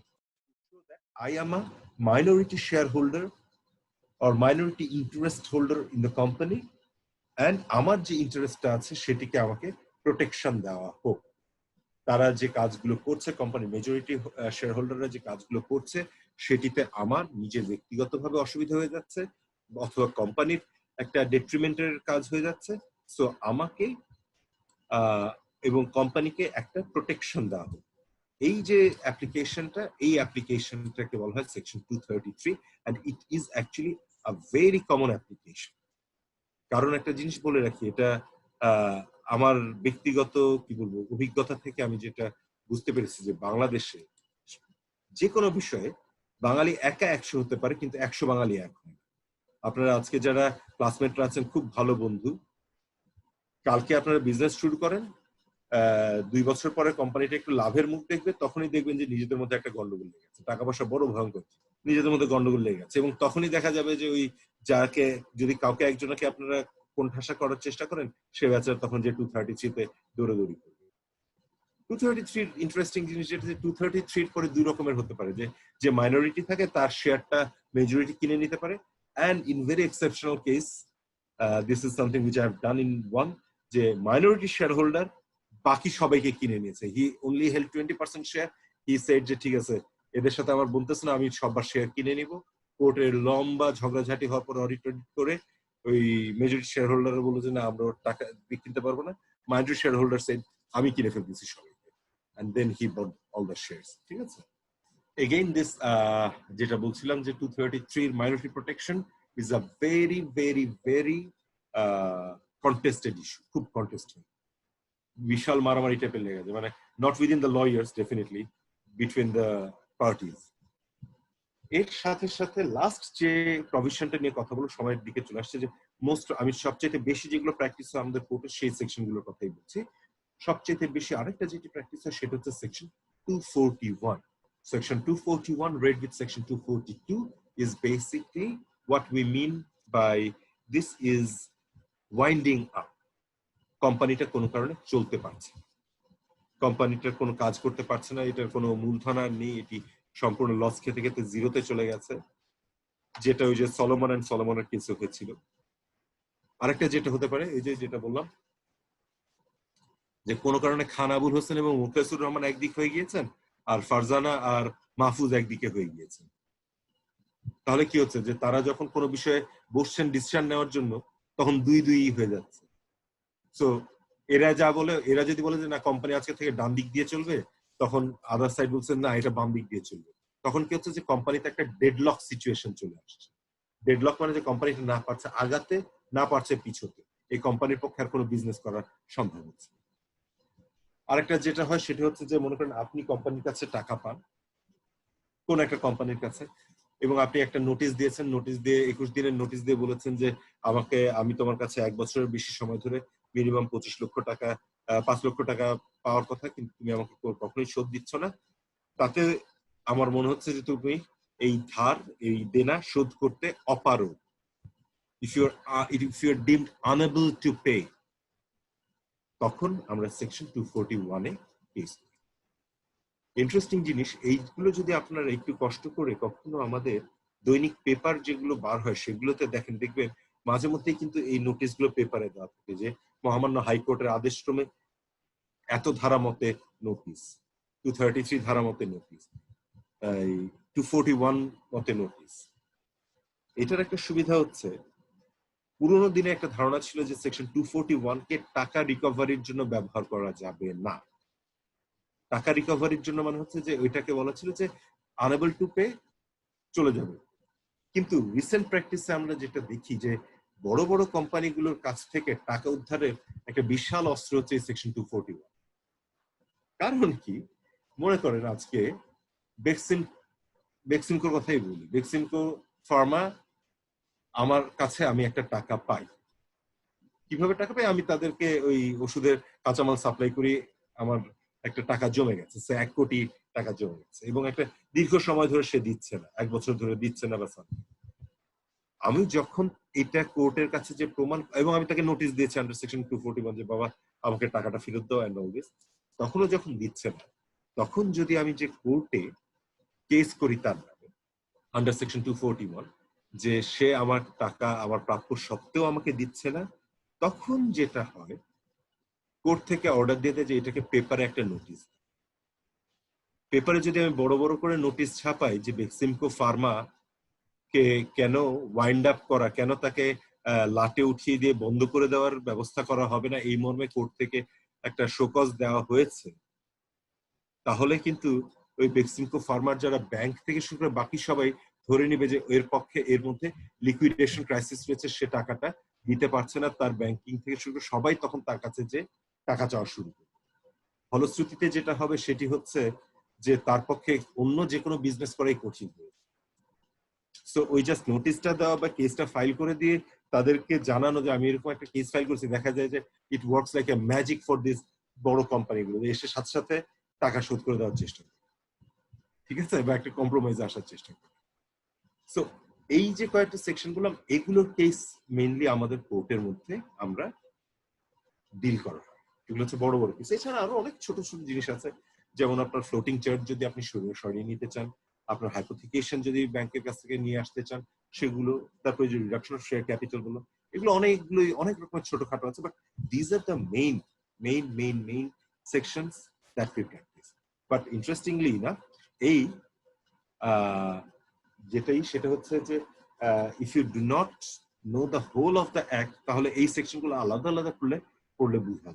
এটা আমি জানি না, আপনাদেরকে যদি যারা পড়ান তারা নিশ্চয়ই বলেন যে কোনো অ্যাক্টের একটা সেকশনকে আলাদাভাবে দেখার কোনো স্কোপ নেই, পুরো ইট has to be seen in it's totality. Similar জিনিস হচ্ছে এই কোম্পানি অ্যাক্টেই, যে আপনি পুরোটা যদি ঠিক মতো না পড়েন না বুঝেন তাহলে কিন্তু কোম্পানিতে প্র্যাকটিস করাটা কঠিন হয়ে যায়।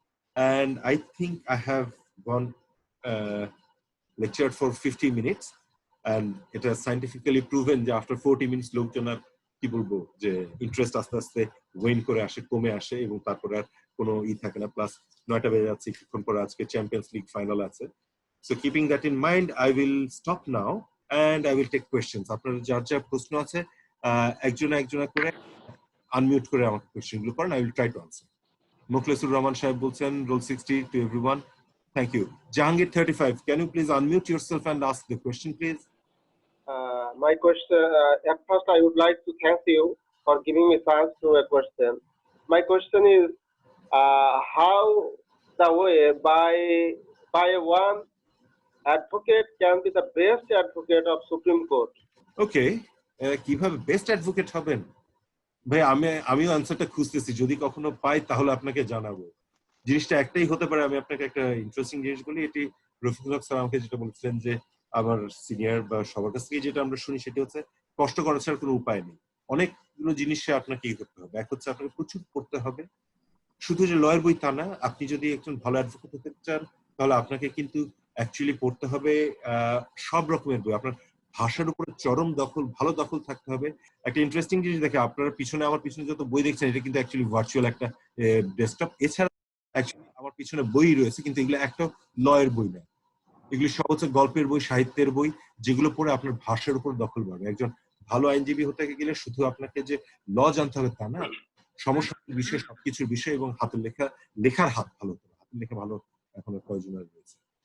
আসসালামু আলাইকুম। ওয়ালাইকুম আসসালাম। আপনার নামটা বলবেন প্লিজ? স্যার আমার নাম আবু ফয়েজ, আমি এলএলএম কোর্সের student, Dhaka international university. Very good. Sir আমার প্রশ্ন হচ্ছে স্যার, আপনি যে কোম্পানি শেয়ার ট্রান্সফারের কথা বলেছিলেন, ওখানে আমার একটা জানার বিষয়, বা চেয়ারম্যান তার ভোটিং পাওয়ার বাড়ানোর জন্য, তার যেহেতু শেয়ার বেশি, সেক্ষেত্রে সে তার সন্তানদেরকে ভোটিং পাওয়ার জন্য সে স্বেচ্ছায় তার শেয়ার ট্রান্সফার করে উইদাউট আদার্স মেম্বার কনসার্টস, এটা কি আইনে পারবেন না। ইউজুয়ালি কোম্পানিতে যেটি থাকে সেটি হচ্ছে এগুলোকে ট্রান্সফার করার আগে দুটো জিনিস আছে, একটা ট্রান্সমিশন, একটা ট্রান্সফার। ট্রান্সফার করার আগে বাকি শেয়ার হোল্ডারদেরকে তার অফার করতে হবে। তারা যদি তার দামে বা ইতে না নেয় তাহলেই সে বাইরের কারো কাছে বিক্রি করতে পারবে। আর ট্রান্সমিশনটা হচ্ছে অন্য জিনিস। ট্রান্সমিশন হচ্ছে আমি মরে গেছি, আমি চেয়ারম্যান ছিলাম, আমি মরে গেছি, তখন আমার শেয়ারটা যদি আমি ইসলাম ধর্ম মুসলিম হই তাহলে আমার ধর্ম অনুযায়ী বাটোয়ারা হবে, যদি হিন্দু হই সেই ধর্ম অনুযায়ী বাটোয়ারা হবে। That is a different. But আমি অন্যদেরকে অফার না করে আমার ছেলে মেয়ের কারো কাছে অটোমেটিক্যালি দিতে পারবো না, বা শেয়ার ট্রান্সফার করলেও তারা board of director automatically member হতে পারবে না, তারা শুধুমাত্র শেয়ার হোল্ডার হিসেবে থাকবে। ঠিক আছে, thank you. Any other question from anyone? আসসালামু আলাইকুম স্যার। স্যার আসসালামু আলাইকুম স্যার। ওয়ালাইকুম আসসালাম। একজন একজন করে বলি, ঠিক আছে? আমি দরকার হলে সারা রাত আছি আপনাদের সাথে, আস্তে আস্তে আমরা আনসার দিচ্ছি। বলুন। স্যার আমি মোহাম্মদ মাহফুজুর রহমান।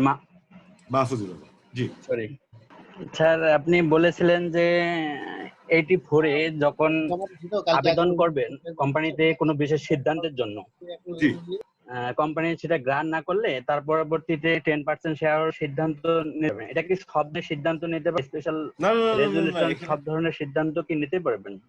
এখানে আর দ্বিতীয় কোশ্চেন হলো, আচ্ছা, কোম্পানির মধ্যে প্রায় সংঘাত লেগে থাকে, বিশেষ করে শেয়ার হোল্ডারদের, সংখ্যাগরিষ্ঠ হোল্ডারদের, সংখ্যাগুরু শেয়ার হোল্ডারদের স্বার্থ হানি ঘটার সময় ক্ষেত্রে স্যার আপনি বলেন 43 এবং 233 এই দুটা মানে কনফ্লিক্ট লাগতেছে, যাতে স্বার্থ হানি হচ্ছে স্যার। 33 মনে হয় যে ওখানেও স্বার্থের হানি হয়ে, 233 মনে হয় স্বার্থের হানি হয়েছে। সেক্ষেত্রে স্যার যদি ক্লিয়ার করেন স্যার। ঠিক আছে স্যার, আমি চাকরি করি স্যার। আচ্ছা, ঠিক আছে। আমি সেকেন্ডটার উত্তরটা খুব সহজে দিয়ে নেই, তারপরে বাকিটা দেবো, ঠিক আছে? 43 আর 233 খুব ইজিলি আমরা করতে পারি, কি বলবো, ডিফারেন্সিয়েট করে। 43 হচ্ছে রেকটিফিকেশন অফ শেয়ার রেজিস্টার, অর্থাৎ শেয়ার ট্রান্সফারের বিষয়টা যখন থাকবে অনলি তখন।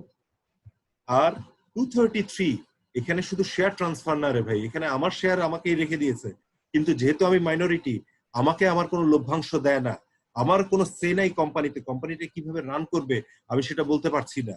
আমি কোম্পানি এখানে যে মনে করেন যে 2 নাম্বারই করে বেড়াচ্ছে বা লোন নিচ্ছে, যেটা আমার পছন্দ হচ্ছে না, সেটাতে আমি মানা করছি, কিন্তু তারা তাও করছে। কিন্তু যেহেতু আমি কোম্পানির ডিরেক্টর আছি, ওই প্রপোর্শন অনুযায়ী আমার উপরেও দায়িত্বটা চলে আসবে, তখন আমার ইন্টারেস্ট গুলোকে প্রোটেক্ট করার জন্য হচ্ছে 233। বুঝতে পারছি? শুধু মানে এরকম যে কোনো ইন্টারেস্ট প্রোটেকশনের জন্য, মাইনরিটি ইন্টারেস্ট প্রোটেকশন করার জন্য হচ্ছে সেকশন 233। আর 43 হচ্ছে শেয়ার ট্রান্সফারটা, আমার শেয়ারটা কেউ জোর করে বা ফর্জ করে নিয়ে গেছে বা ভুল বুঝিয়ে নিয়ে গিয়েছে, অথবা আমাকে শেয়ার বিক্রি করছে কিন্তু বুঝিয়ে দিচ্ছে না, তখন হচ্ছে 43।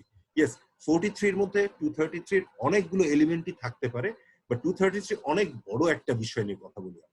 43 তে শেয়ারের কি বলবো, ওই যে paper of the share transfer, সেটি। ঠিক আছে? এখন ইন্টারেস্টিং একটা কেসের কথা বললে এটা ক্লিয়ার হবে। যেমন সেটি হচ্ছে ট্রান্সকম ইন্টারন্যাশনাল কেস ছিল। ট্রান্সকম মানে বুঝতে পারছেন যে ফিলিপস মানে আমার ট্রান্সকম, তাদের শেয়ার হোল্ডার ছিলেন, নাম ছিল হচ্ছে মোহাম্মদ জিন্না। এই ভদ্রলোক যখন মারা গিয়েছিলেন তখন তার পরে বার হলো যে তার শেয়ার গুলো তিনি কোনো এক জায়গায় ট্রান্সফার করে দিয়েছিলেন, কিন্তু শেয়ার সার্টিফিকেটটা দেওয়ার আগে উনি মারা গেছেন। এখানে ফর্ম 117 থাকে। ঠিক আছে? দেন যারা শেয়ার ট্রান্সফার করেছে, তারা নিয়েছে, তারা বলছে যে আমার নামটা এখানে থাকা উচিত। ট্রান্সকম কোম্পানি বলছে আমার তো কোনো আইডিয়া নেই, আমার কাছ থেকে তো কখনো কোনো পারমিশন নেয়নি, তাহলে কি হবে? তখন কোর্ট অনেক দিন শুনে টুনে যেটা বলেছিল সেটি হচ্ছে যে কেউ যদি ওই ফর্ম 117 অর্থাৎ শেয়ার ট্রান্সফার ফর্মে সাইন করে দিয়ে থাকে এবং সে যদি তারপরে মারা যাওয়ার পরেও সেটাকে কেউ এসে প্রেজেন্ট করে, ধরে নেওয়া হবে যে শেয়ার ট্রান্সফার হয়েছে। দ্যাট ইজ ওয়ান থিং, যেটাতে দেখেন কোনো 233 মাইনরিটির কোনো টাচ নেই। 43 হচ্ছে এইরকম বিষয়গুলো। ঠিক আছে? আর প্রথম যে কোয়েশ্চেনটা করেছিলেন সেটি ছিল হচ্ছে যে আপনার কি ছিল, আমি তো নিজেই ভুলে গেলাম। আবার একটু বলবেন মাহফুজ সাহেব? মাহফুজ সাহেব কি আছেন না চলে গেছেন? জি আছি স্যার। স্যার প্রথম কোশ্চেনটা একটু বলুন।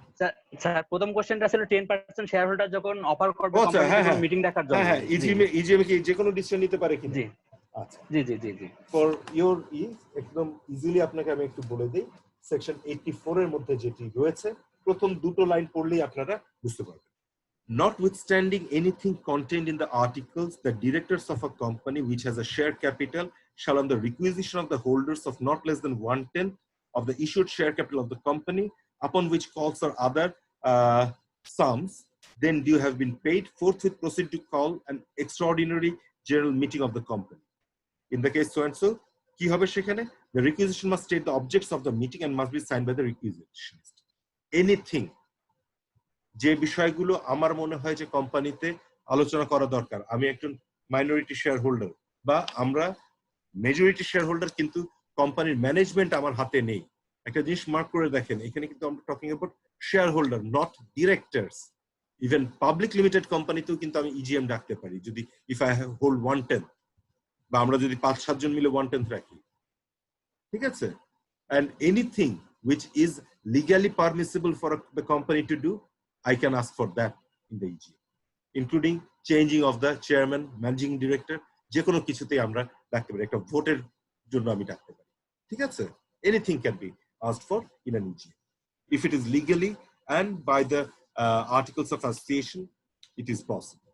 Any other questions? Next sir MD Mukhlisur Rahman sir, আমি DIU 3rd semester sir, LLM sir. Sir আমার কোশ্চেন হলো স্যার, আজকে আমরা এখানে আলোচনা হচ্ছে কোম্পানির ল 1994, জি, অ্যাক্ট 1994। আচ্ছা, আমরা তখন ধরে বললাম যে কোম্পানি যে বিভিন্ন মামলার সঙ্গে আলোচনা হচ্ছে। আচ্ছা, আমার প্রশ্ন হচ্ছে, আমি একজন লয়ার, আমি নতুন নবাগত মনে করেন, এখন আমার কাছে 5 জন সদস্য আসলো, বললো যে আমরা একটা কোম্পানি করব।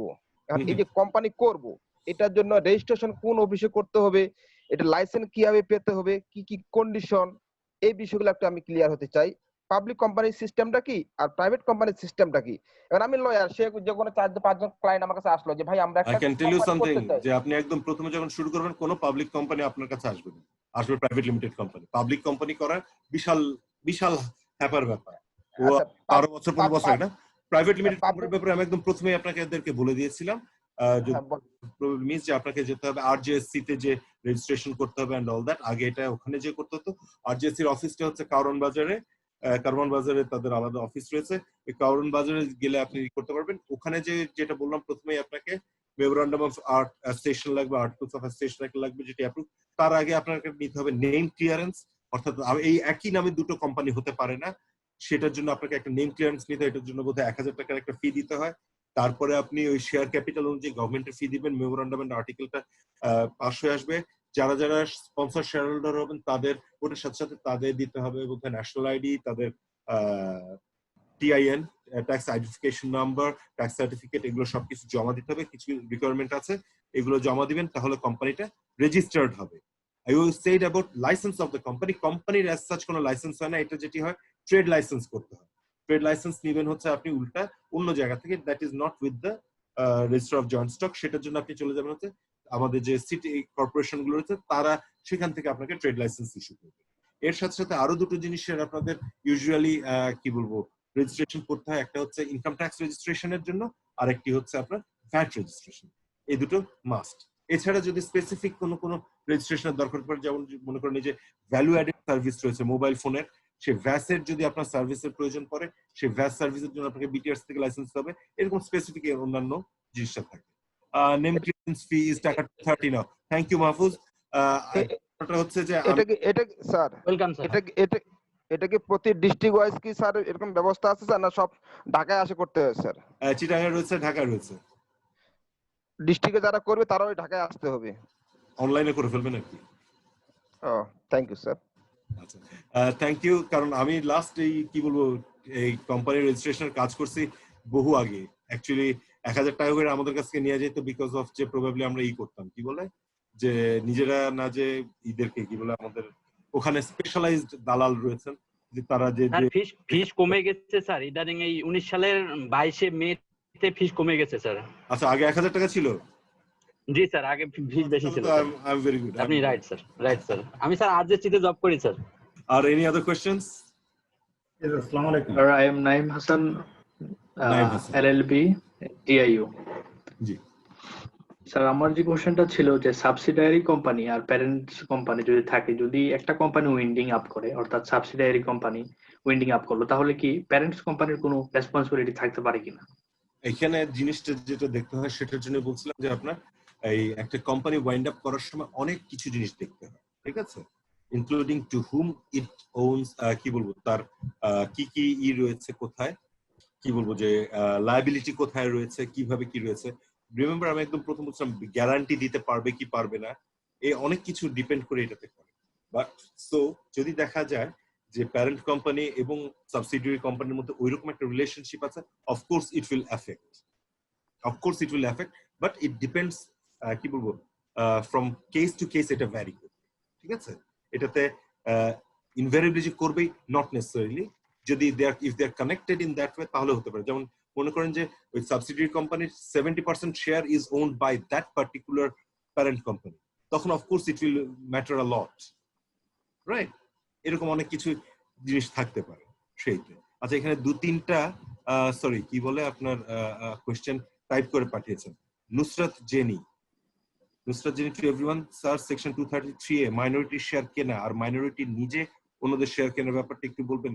এটা হচ্ছে আলটিমেটলি যখন কোর্টের যে আমাদের যেটি হয়েছিল সেটির কথা বলছিলাম, যে যেহেতু একটা যেটা জিনিস আমরা সবাই করি যে একবার যখন দুই দলের মধ্যে গন্ডগোল হয়ে যায় তখন তাদের পক্ষে একসাথে ব্যবসা করাটা খুব কঠিন একটা, তাই না?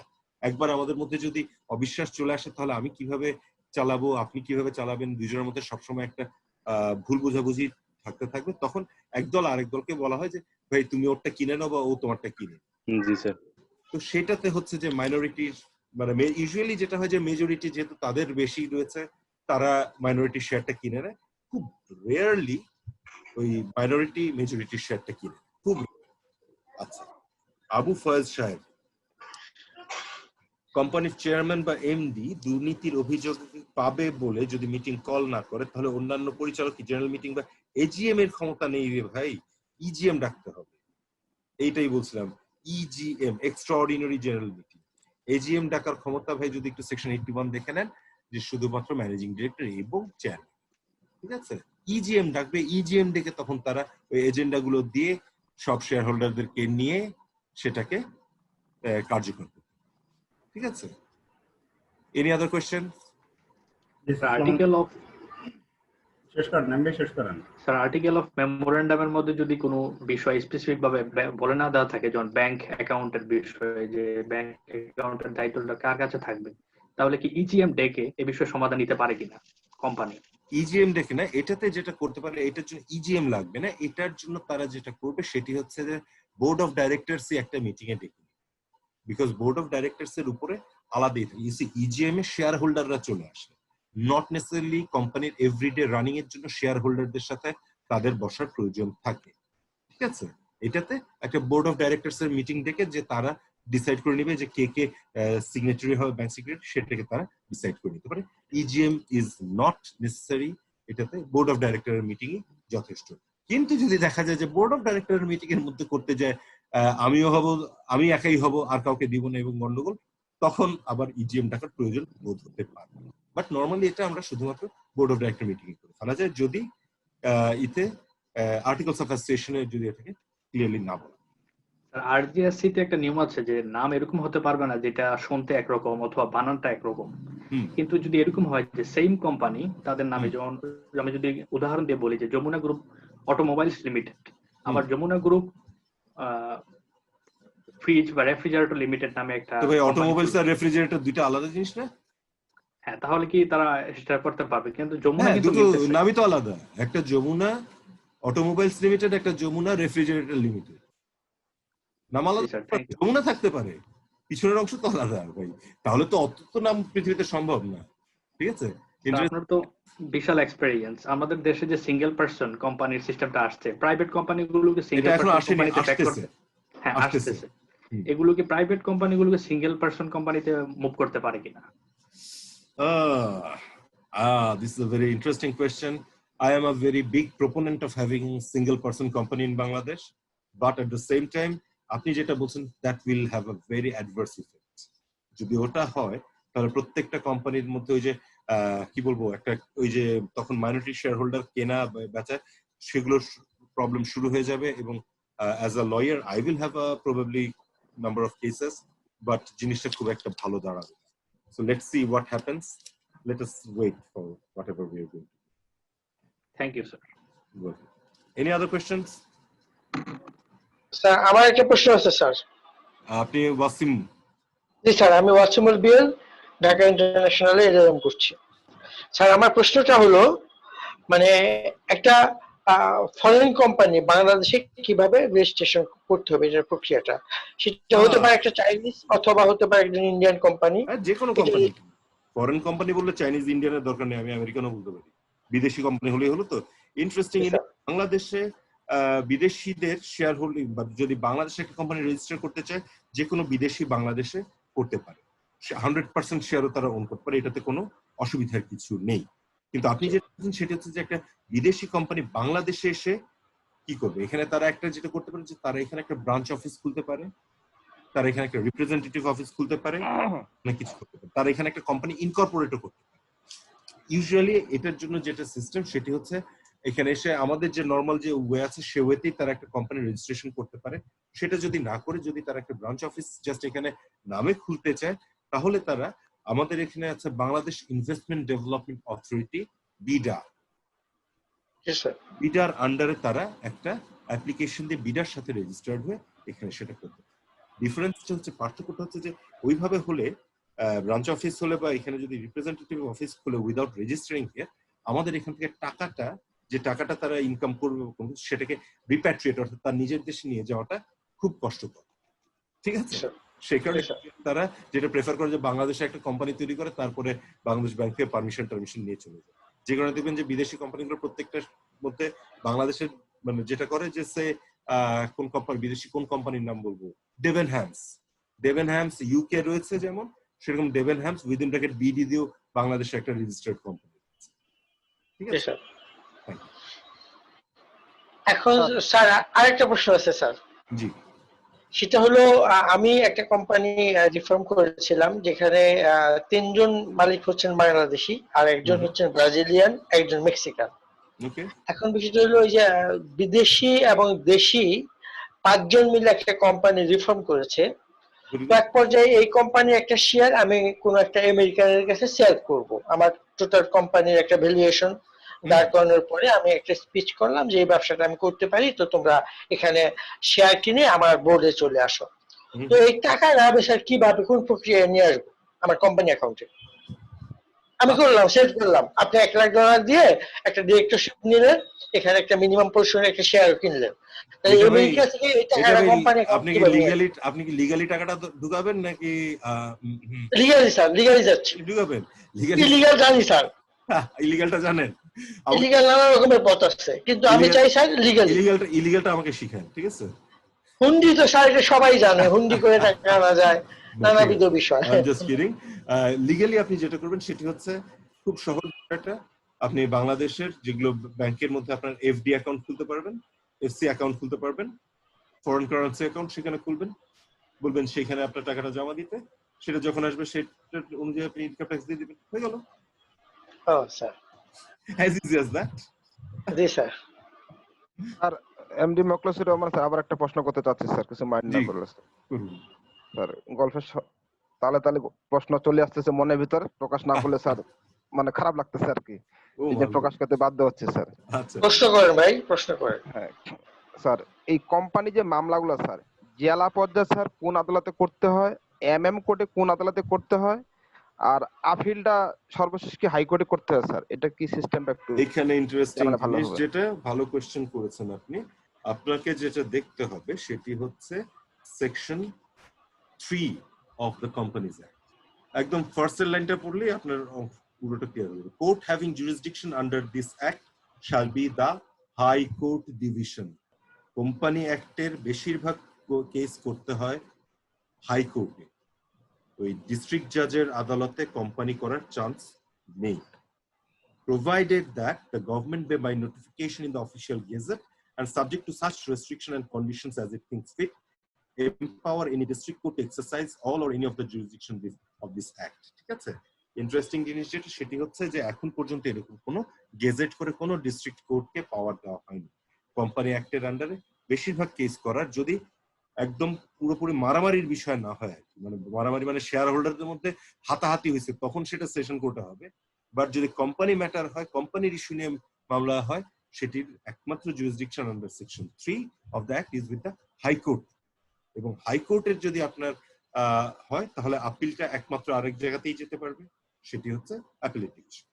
একটা সময় ছিল যখন কোম্পানি বেঞ্চে সিঙ্গেল বেঞ্চ ছিল, সিঙ্গেল বেঞ্চের পরে একটা ডিভিশন বেঞ্চ ছিল, ডিভিশন বেঞ্চের পরে আপিল বিভাগে যেত। এখন আর সেই সিস্টেমটাই নাই, এখন পুরোটাই হচ্ছে একটা সিঙ্গেল বেঞ্চ এবং সেখান থেকে আপিলটা থাকবে অ্যাপিলেট ডিভিশন। ঠিক আছে, থ্যাংক ইউ। আসসালামু আলাইকুম and good evening. Good evening. আমি Mohammad Monirul Islam Nirob, LLB honours, 4th semester. আমি একটু জানতে চাই independent director or executive director, their powers and function and activities. Okay, independent director যেটা, সেটি হচ্ছে যে সে কোম্পানির শেয়ার হোল্ডার নয়, তাকে কোম্পানিটা ঠিক মতন রান করা হচ্ছে কিনা, ইউজুয়ালি কিন্তু এটা প্রাইভেট লিমিটেডে থাকে না, এগুলো পাবলিক লিমিটেড। রাইট, লিমিটেডে পাবলিক লিমিটেড কোম্পানিতে তাকে রাখা হয় টু সর্ট অফ লাইক কি বলবো, যে একজন বাইরের একজন ব্যক্তি যিনি পুরো জিনিসটাকে ওভারলুক করছেন, ওভারসি করছেন, যে ঠিক মতন কোম্পানিটা রান করছে কি করছে না, তার একটা বিশাল সে থাকে। He is an independent director. এই ইন্ডিপেন্ডেন্ট ডিরেক্টর কিন্তু কোম্পানি নিজেরা অ্যাপয়েন্ট করতে পারে না, এটি আসে সিকিউরিটি অ্যান্ড এক্সচেঞ্জ কমিশন থেকে, তারা ডিসাইড করবে কে। On the other hand executive director হচ্ছেন, he is a paid employee of the company, execute করার জন্য, ডে টু ডে রান করার জন্য যাদের হচ্ছে একজন ম্যানেজিং, নট নেসেসারিলি প্রত্যেকটা কোম্পানিতে ম্যানেজিং ডিরেক্টর, যে বড় বড় কোম্পানিগুলোতে যারা চিফ এক্সিকিউটিভ অফিসার্স রয়েছেন বাড়িতে, সেরকম যিনি যারা থাকেন তাদেরকে এক্সিকিউটিভ ডিরেক্টর বলা হয়।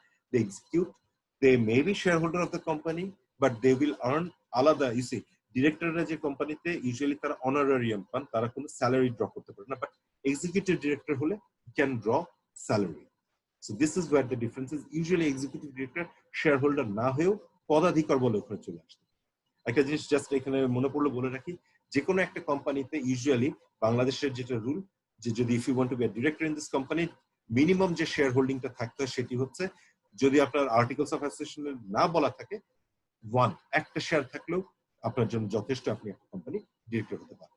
ঠিক আছে, so that is the difference between executive and ই-কোম্পানি। ঠিক আছে, আই থিঙ্ক 9:30 প্রায় বেজে যাচ্ছে। I have to take leave from you, কারণ যেটা বলছিলাম যে আজকে অ্যাকচুয়ালি একটা ইন্টারেস্টিং রাত, যে আজকে চ্যাম্পিয়ন্স লিগের খেলা রয়েছে, Bayern Munich versus PSG, and রাত খেলা শুরু হবে রাত 1টায়। কিন্তু আমি খুবই কি বলবো, একজন নিজে football lover and all this, ঠিক 10:30টার সময় আমি একটা ফুটবল শোতে থাকতে হবে আমাকে। স্যার ছোট্ট একটা প্রশ্ন যদি নিতেন, আমার ছোট্ট একটা প্রশ্ন স্যার, সেটা হলো স্যার, এই যে ইন্ডিপেন্ডেন্ট ডিরেক্টর যিনি হবেন, তাকে কি Bangladesh security exchange commission nominate করবে পাবলিক লিমিটেড কোম্পানির ক্ষেত্রে, না কোম্পানি ম্যানেজমেন্টই যাকে ইচ্ছা তাকে নিতে পারে? না না না না, কোম্পানি যেটা করতে পারে, হাইয়েস্ট 5-7 জনের নাম পাঠায় বলতে পারে এর মধ্যে কে কে হইতে পারে, এরকম একটা প্যানেল হতে পারে, সেখান থেকে সিকিউরিটি এক্সচেঞ্জ কমিশন চুজ করে দিবে। কিন্তু ইন্টারেস্টিংলি ইনাফ যেটা হয় বাংলাদেশে, সেটা হইতেছে যে যাদের ইন্ডিপেন্ডেন্ট দরকার থাকে, তারা আগেই ঠিক করে যে ভাই একেই দিবে, সিকিউরিটি এক্সচেঞ্জ কমিশন সেখানে একটা রাবার স্ট্যাম্প দেবে। আমি লিগ্যালটা বললাম আর তার সাথে প্র্যাকটিসটা বললাম কি করে। ঠিক আছে, আসসালামু আলাইকুম। ওয়ালাইকুম আসসালাম। Arif Hossain, LLM 28 batch DIU. জি স্যার, আমার একটা কোশ্চেন হলো স্যার, প্রাইভেট কোম্পানিকে পাবলিক কোম্পানিতে রূপান্তরের যে প্রক্রিয়াটা স্যার, এটা কি সংক্ষেপে একটু বলা যাবে স্যার? এটা ভাই শর্ট করে বলাটা খুব কঠিন। ইট tax a lot of things to do. First of all, আপনার একটা যে পেইড আপ শেয়ার ক্যাপিটাল থাকতে হবে, সেটা আপনার একটা সার্টেন অ্যামাউন্ট থাকতে হবে। আপনার টার্নওভার বছরে কতখানি হচ্ছে সেটা একটা সার্টেন অ্যামাউন্টে না পৌঁছলে আপনি করতে পারবেন না। এটার জন্য আপনার সিকিউরিটি এক্সচেঞ্জ কমিশনের কিছু স্পেসিফিক গাইডলাইন্স দেওয়া রয়েছে এবং সেই গাইডলাইন্স গুলোকে আপনাকে ফলো করতে হবে। যখন আপনি ফুলফিল করবেন তখন আপনাকে এটাতে যেতে হবে এবং সেখানে গেলেই হবে না। তারপর আপনি ট্রেড করার জন্য কিন্তু আবার আলাদা অনেকগুলো পাবলিক লিমিটেড কোম্পানি রয়েছে যেগুলো কিন্তু ট্রেড হয় না, বিকজ তারা একটা সার্টেনিতে পৌঁছে যাওয়ার পরে দে আর সেইং যে এখন আমি আর শেয়ার ট্রেড করলে আমার কোনো লাভ থাকবে না বা কোনো কিছু করতে পারবো না। সো অ্যাজ আ রেজাল্ট সেগুলো করছে না। সো অনেকগুলো স্টেপ রয়েছে রে ভাই এখানে।